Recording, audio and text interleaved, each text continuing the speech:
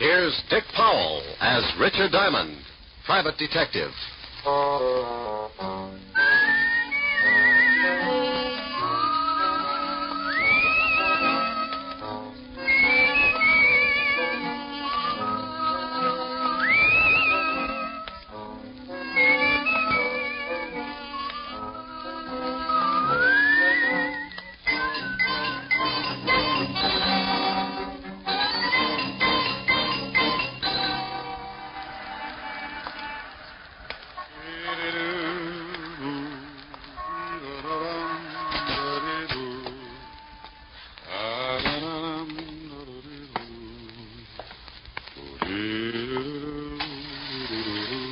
Good afternoon, Mr. Diamond. Oh, afternoon, Ed. Have a good lunch, Mr. Diamond? Too early to tell. Hey, you must shave with a dull razor. You got a scratch on your face. I use a rake. Here's your floor, Mr. Diamond. Thanks, Ed.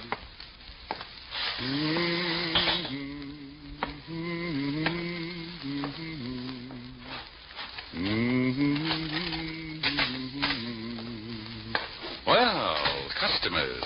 Good afternoon, gentlemen. What can I do for... Oh, that was nifty, Ziggy. Is that Diamond? Yeah, Chino. That's him. Pick him up and drag him over to the chair, Ziggy. Sure thing, Chino. He's really out. Yeah. See if you can bring him around. Be a shame if he missed anything. Chino, would you mind holding my ash can handle? It might break his jaw. A pleasure, Ziggy. Diamond. Diamond. He looks like he ain't gonna make it.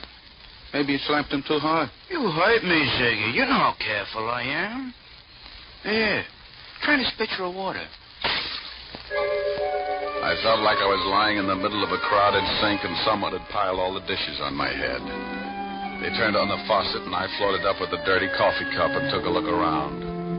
I treaded water and squinted through my dewy eyelids at two of the ugliest dishwashers I'd ever seen. He's twitching. Oh. See, Ziggy, he's just lazy.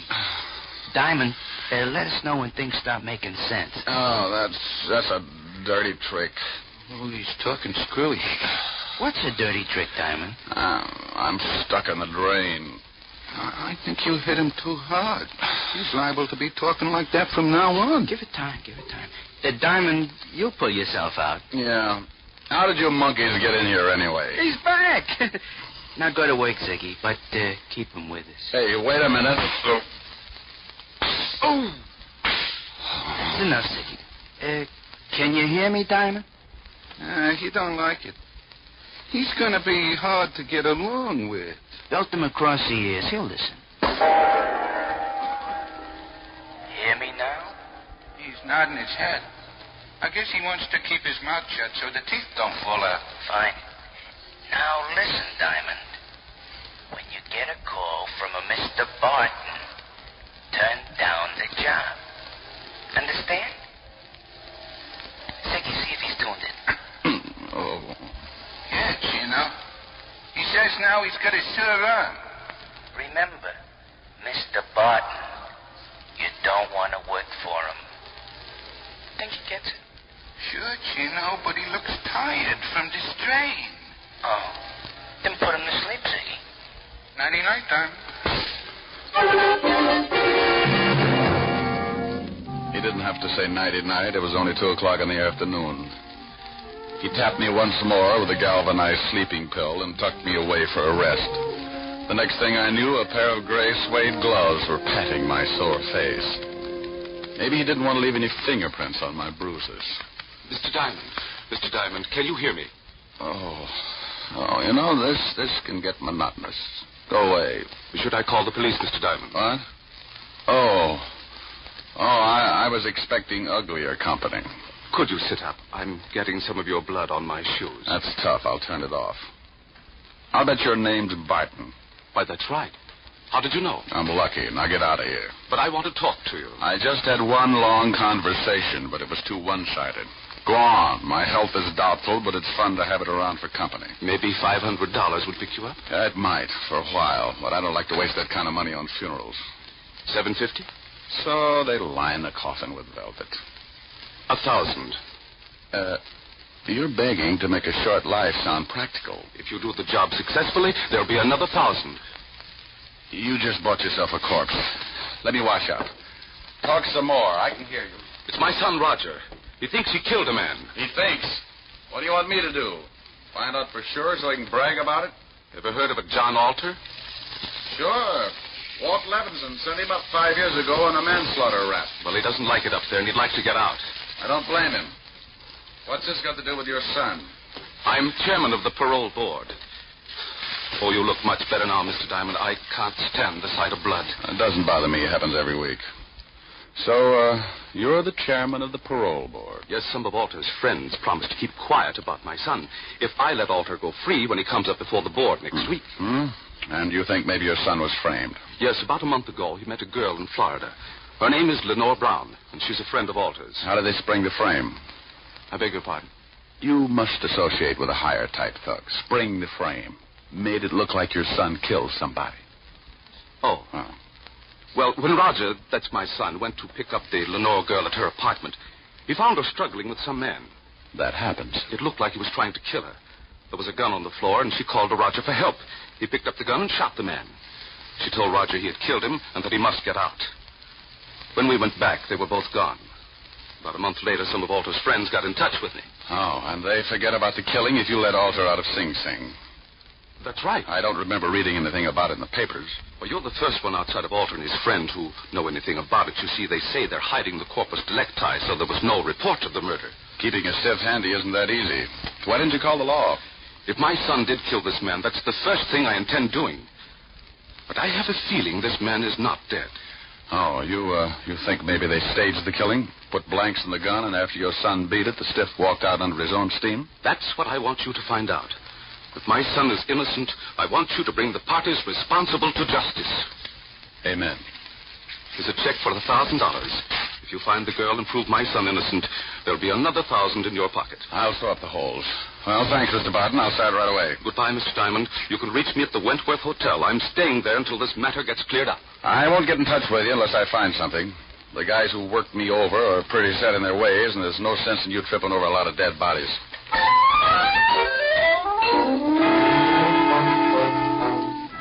I looked at the $1,000 check and thought about the beating the two polite gunsels had given me. It was a toss-up.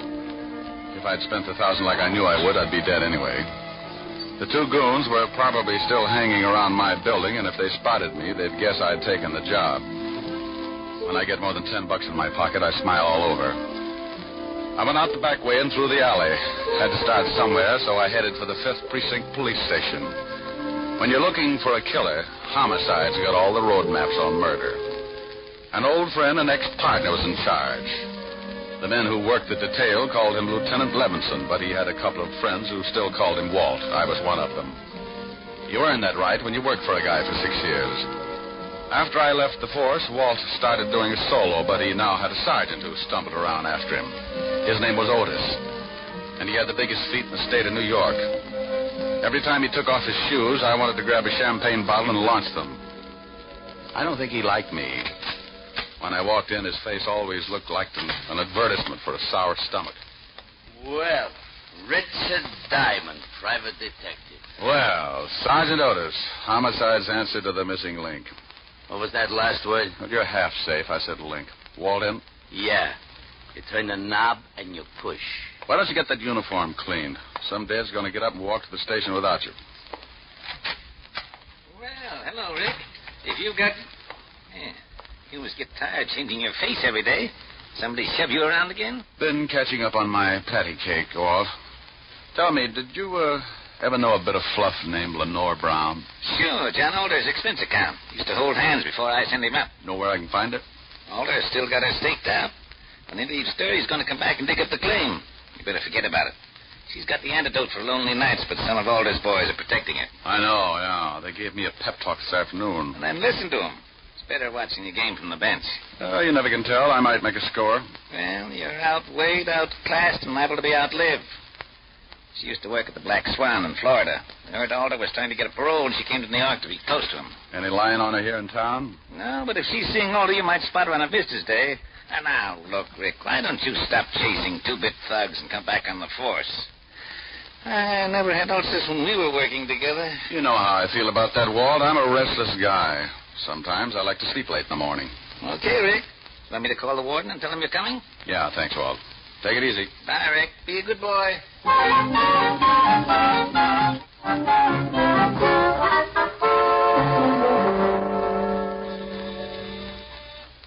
Yes, Paul? Mr. Richard Diamond to see you, Warden. Oh, send him in. You can go on in, Mr. Diamond. Thanks, Paul. Well, Rick, how are you? It's been a long time. I know a lot of guys who wouldn't like to hear that, Warden. How are you, Jim? First rate. What's on your mind? I hear Johnny Alter's been having company. I'd like to take a look at her. Oh, Miss Brown. Well, I can't blame you. I just want to spot her and see where she goes. You can't miss. If she walked through the yard, there'd be a jailbreak tomorrow. What time are visiting hours?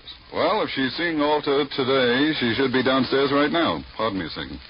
Yes, Warden. Paul, has Lenore Brown come in today? Yes, she has, Warden. She's in seeing Alter right now. Thanks, Paul. She's downstairs, Rick. Like to take a look? Yeah. I'll have Paul take you down. On second thought, I'll go myself.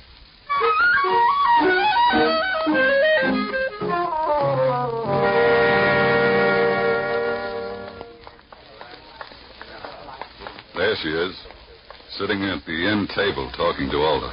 Oh. Now I know why Alter needs a lot of money. She's wearing enough mink to carpet Radio City. You should get a load of her on a warm day. Coat doesn't stop me. She'd show up, even if she's wearing a tent. How long has she got with Alder? About another 5 minutes. Warden, maybe I'll let you put me away for a couple of years. With something like that to look forward to on Visitor's Day, I might go for the change. Well, you'd get tired of just talking. Think what you could do on the outside. Yeah, I am, but it would probably send me right back up here. You want to stick around till she's through talking? Thanks, Jim. I'll wait in front till she comes out.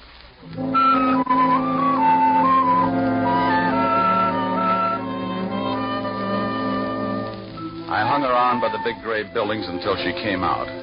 She walked over to a long white convertible and got in. Now I know what the guy meant when he wrote, "Ask the man who owns one." I decided to let her buy me a new fuse, and I walked over to the car. Going to town? Oh? Back up 3 feet and I'll let you know. Okay. Mm-hmm. Your tailor couldn't do all of that. Thanks. Get in.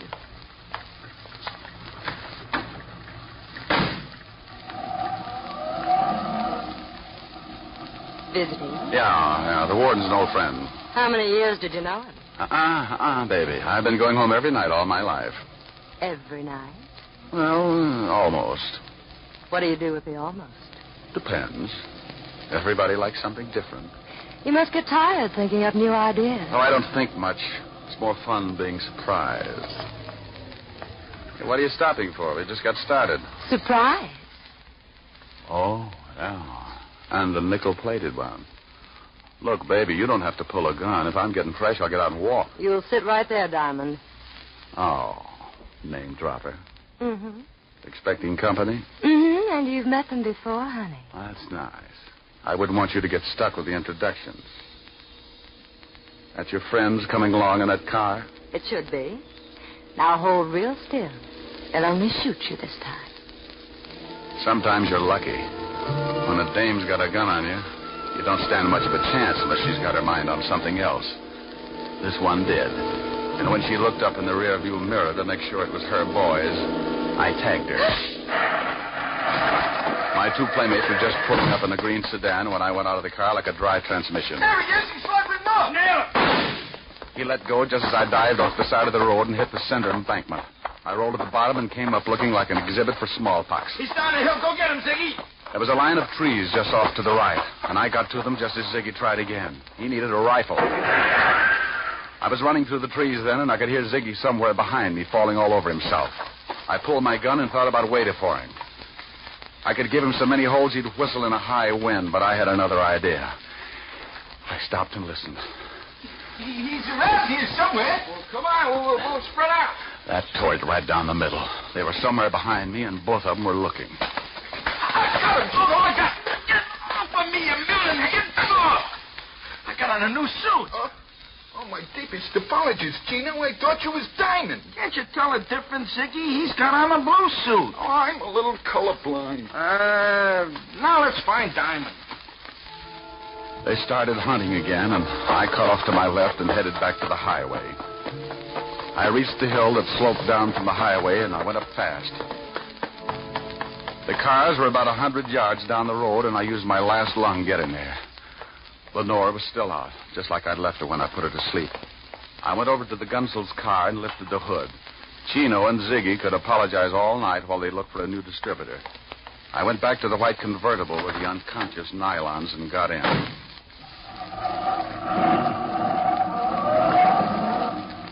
I noticed something lying on the seat. It was her purse, and she didn't wake up when I grabbed it. Doing a rummage job at 80 miles an hour isn't easy. But there wasn't much of interest anyway, just a little black book. I needed a gimmick, so I stuck it in my pocket. I put the purse back on the seat just as she started coming around. Wow, now that's it, baby. Sit up and look at the pretty scenery. How did you get here? Where's Ziggy and Chino? Playing Peter Pan.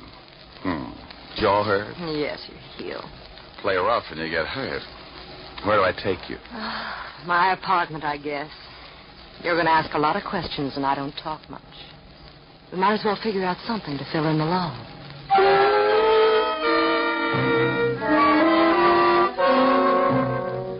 I drove to her place on East 51st and walked her to the door. She looked at me like a fat woman eyeing a French pastry, and her mouth slipped down to her shoelaces when I gave her a peck on the cheek and left her standing with an old front doorknob in her hand.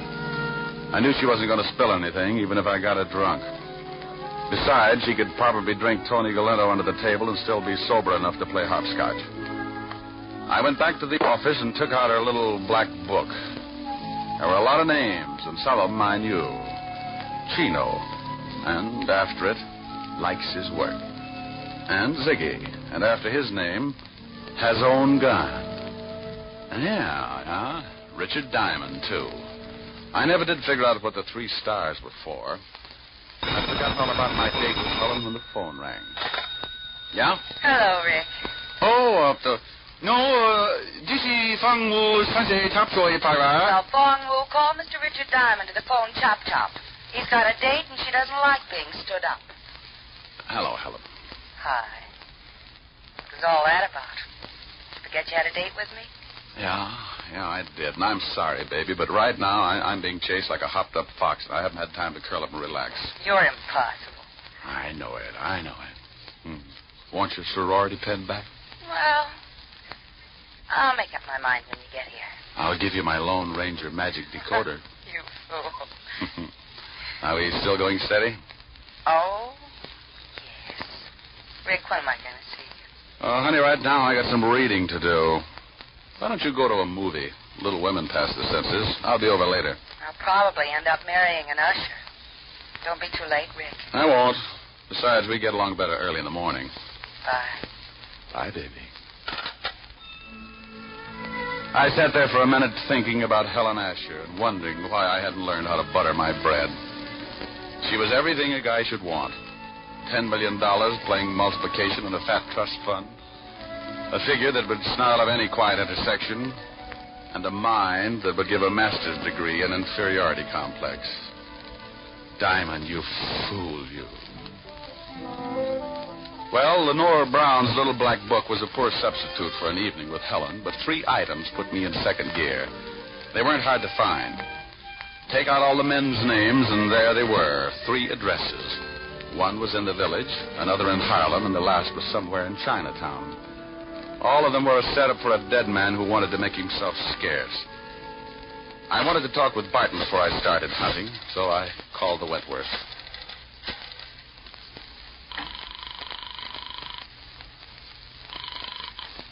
Wentworth Hotel. Mr. Barton, please. Yes, sir. I'll ring him.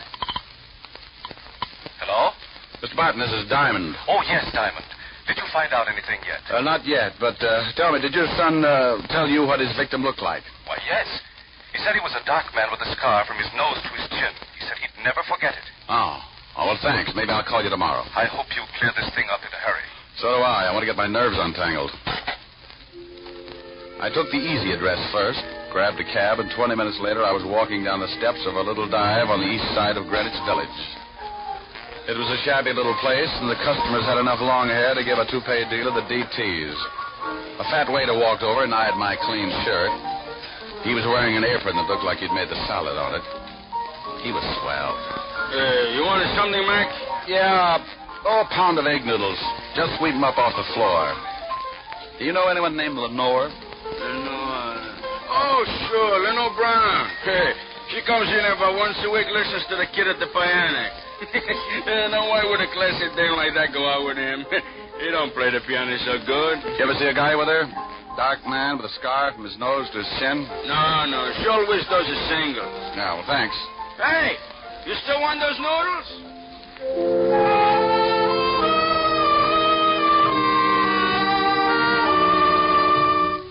I walked out, got back in the cab, and marked off Greenwich Village in the little black book. The second address was on the fringe of Harlem, the Hill, they call it. The night was black, and the fog had rolled in off the East River and staked out a claim all the way to Lenox Avenue. As I walked up to the old brownstone, my nerves started screaming SOS. I stopped cold and looked down at two gleaming eyes, like two pieces of polished glass shining in the glare of the dim street lamp. As I got used to the darkness, I could make him out. He was a big, white, battle-scarred bulldog, and he had some ideas of his own. He started shuffling in slowly, jerking back his lips and showing a row of white teeth. Hold it, Lucifer. I hadn't heard him come out on the porch. He was a big man wearing an off-white undershirt. And from what I could see, he looked meaner than his dog. The animal stopped, but he kept facing me, showing off his toothpaste smile. He won't hurt you, mister, unless I tell him to. I'll think about it for a while. I'm a poor substitute for horse meat. What do you want? Do you know a Lenore Brown? You a cop? Shamus. Beat it, Lucifer. Thanks, pal. I couldn't hold my breath much longer. You can come up on the porch. You're looking for Lenore Brown, huh? Yeah, know her? I met her. My wife works for her. Is your wife in? Yeah. Esther! Yeah? Come here. Some private dick wants to talk to you. She's Miss Brown's private maid. Yeah. Your husband tells me you work for Miss Brown. Yeah, what's she done? She got many friends? Men friends. No. You know a dark man with a scar? Oh, sure, I know lots of them. What are you talking about, woman? Oh, I meant someone who Miss Brown knows. What did you mean by that, mister? Look, I really don't know anybody with a scar. Now you better beat it. Yeah. Get moving. And I want to talk to you, woman. Get in there. Yes, honey. I knew she was going to get bruised, but he looked rough enough to cut my windpipe, and I wanted someplace to pour my coffee down in the morning. So I got out of there fast and headed for the last address in the little black book. The place was on one of those narrow, dark streets. It was so quiet you could hear yourself change your mind. A sign above the door read Tangy, so I pushed it open and went in. If I didn't find the man with the scar here, I was out on strikes. It was a little restaurant on the bottom floor of a two-story building. A quiet waiter slipped up and showed me to a booth. He shoved a menu in my hand and disappeared before I could ask him anything. The place was empty except for an old couple sitting near the door. The waiter said something to them, and they looked quickly over at me, and then they left in a hurry. The room was completely empty now. Even the waiter had disappeared. I looked up at a flight of stairs at the far end of the room. A pair of very healthy ankles came into view, and they were holding up a pair of legs that ran my blood pressure up to 190 again. I eased my gun out and held it under the table. Lenore turned the corner and started down toward my booth like a loose snake in a rabbit pen. Mind if I sit down? It's your party. Shame on you. Don't you know it's not nice to pilfer a lady's handbag? Now, Mama will have to spank. Looks like the last address paid off. If you're buying shrouds, it did. Where's the guy that young Barton was supposed to have killed? Upstairs. But he's very unsociable. Hates long conversations. I only need a couple of lines. He can't even do that. He likes to keep on breathing. Old man Barton figures Alter framed his son. He's not going to let your boyfriend out of Sing Sing until he finds a man with a scar. Think he can do better than you did? I found him. Was it worth dying for? I don't know. I can tell you better after I talk to him. Mama's going to have to spank sooner than she expected. Come in, boys. Well, look who's here. Are Mama's two big idiots out collecting blood again? Where are your buckets? Oh, he's bitter. Patient! You've met Chino and Ziggy before, haven't you? Yeah, on the end of a fist. They want to show you the town. I know the beat. I'll bet you've never seen it from the bottom of the East River. No, but if you'll put on a bathing suit, I might buy the idea. Too bad we'll never make the beach together. I'd like to show you the sights. Boys, you better help Mr. Diamond out of the booth. I think he's stuck. You know how it is. The boys like to keep moving.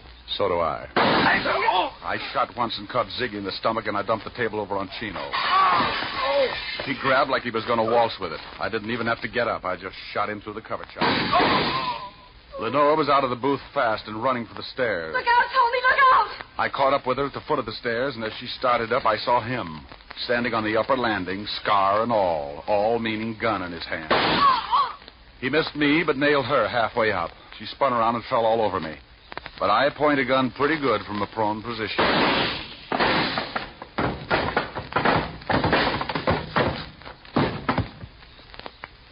You should have kept your nose up, mister.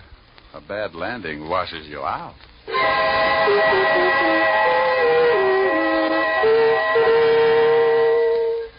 I called Lieutenant Levinson, squared myself. Then homicide came down and cleaned things up. They were all dead, and I figured I never would reach the beach anyway. I phoned Barton, who took his son down to the morgue to look over the night's take. Young Barton identified the man with the scars, the one he thought he'd killed. They gave me the notch, and I made another call. This time to a pair of silk pajamas with an understanding heart. It was late, but I was hungry. Oh, good morning, Mr. Diamond. Isn't it rather late to be calling? You know something? You're right, Francis. It's 2 a.m. Time for all good butlers to be Betty by. Miss Helen is in the library, but I'm not sure whether she wants to see you. Well, you just run along and get some sleep. I'll find out and let you know. Very good, sir. Confidentially, she's a little peeved. Look. Chin up, Mr. Diamond. Francis, if she gets tough with me, I'll knock her teeth out. Oh, my goodness. Oh, my goodness. Francis, is that who I think it was? Oh. Hi. The food was cold a long time ago. So's my date. I'm sorry, honey. Oh, that's all right. The fire's almost burned down. It's 2:00 in the morning, Mr. Diamond. I've sat through 2 features of Tom and Jerry and the 4th chapter of Batman, Hops of Freight. Come on, don't scold, baby. I haven't in weeks, but I've been rehearsing this for the past 2 hours, and you're going to listen. And that's another thing. You never play when I want you to. Only when I've got you on the carpet. That sounds like fun. Now, stop being glib. If you think for 1 minute you can charm me and... Out of your face with the sunshine, put on a great big smile. Now, stop that and listen to me. Okay, I'll shut up. Well, go on. Oh, now you've made me forget what I was going to say. Well, if you can't remember, honey, hold a good thought.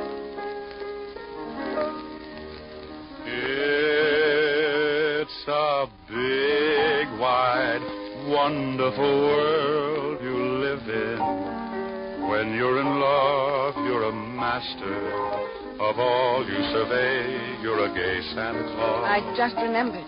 Too late now, honey. I'm rolling. There's a brave new star-spangled sky above you. When you're in love, you're a hero, a Nero, Apollo, the Wizard of Oz. Oh, Rick, how do you do it? You've a kingdom, power and glory. Richard Diamond, starring Dick Powell, was previously released over the National Broadcasting Company for listeners in the United States and has been re-released to you men and women overseas by the United States Armed Forces Radio Service, the voice of information and education.